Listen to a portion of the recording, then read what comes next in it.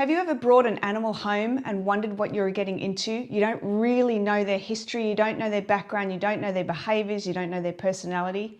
Have you ever considered that animal communication is a great tool to help you pre-purchase or pre-picking up your new animal family member? I want to talk to you today about Blue. What an extraordinary change in this horse.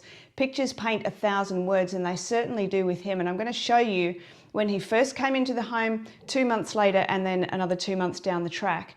Now, Blue's potential family have been clients of mine for the last 6 or 7 years. I've spoken to many of their horses and their chickens and dogs and whatnot, and they were looking at buying Blue for eventing and competition. Mum had a series of questions for Blue to make sure that he was going to be fit enough to compete, that he wanted to compete, and any other structural or health issues that we may come up with. So I had a chat to Blue. I did a scan of his body to see what was going on. Now, as you can see in this photo, Blue is not in great condition. He was bred to race. We're not really sure whether he raced or not, but he'd been from home to home to home to home to home. And that in itself creates all sorts of fears and anxieties and abandonment issues. So we needed to have a look to see how much could we recover Blue back to his true essence beyond that fear and anxiety.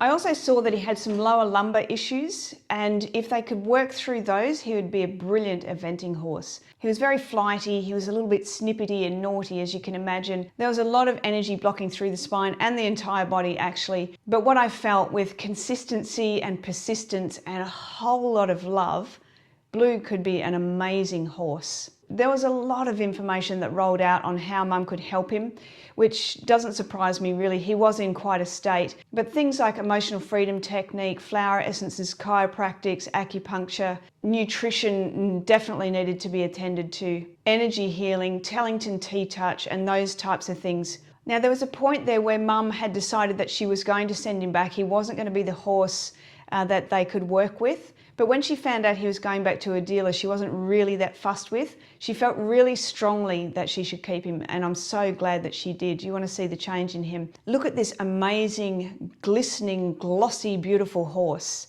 Such a change from when he first came in. What Mum told me she did to get him to this point was she treated him for ulcers, she worked on his nutrition, she performed ongoing body work which she can do herself, she worked on corrective shoeing, she changed her expectations of what she needed from him, when and how and all those things, and she spoke to him a lot, and this is really important. For all of us, that our animals understand us, so talk to them, tell them what's going on with them, why you're doing what you're doing, etc. And so she was talking to him a lot about his life. She also had 2 different types of bark flower remedies made up for his anxiety levels and behavioural issues, and she feels that really helped a lot as well. At the time of recording this, it's probably 8 months down the track, and he is a completely different horse. He's much happier, he's braver, he seems more content, he spooks a little bit still, but he's a completely different horse. So if you're bringing a new animal into your home and you want to know what you're getting into, how you can best help them, make a booking with me, we can have a chat and see what we can work through with them. Thanks for listening everyone. I'm Romy Bueller, the Holistic Animal Health Coach, talking to animals because they can't always help themselves.